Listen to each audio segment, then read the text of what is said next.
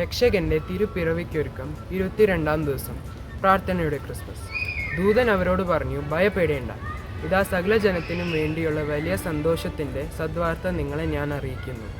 വിശുദ്ധ ലൂക്കായുടെ സുവിശേഷം 2-ാം അധ്യായം 10-ാം വാക്യം. ഉണ്ണി ഈശോയെ അങ്ങ് ജനിച്ചതും ജീവിച്ചതും മരിച്ചതുമെല്ലാം മറ്റുള്ളവർക്ക് രക്ഷ പകരുന്നതിന് ആയിരുന്നുവല്ലോ.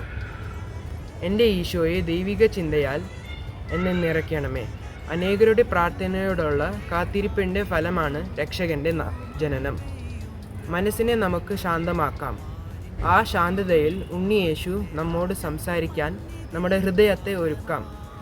ഇന്നേ ദിവസം ശാന്തമായി മറ്റുള്ളവരെ ശ്രവിക്കുവാനുള്ള കൃപയ്ക്കായി പ്രത്യേകം പ്രാർത്ഥിക്കാം.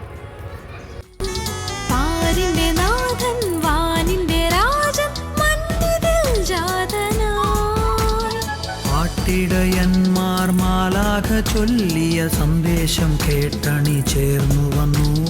പാരിന്റെ നാഥനെ വരവേൽക്കുവാനായി ആമോദമോടണി ചേർന്നു വന്നു.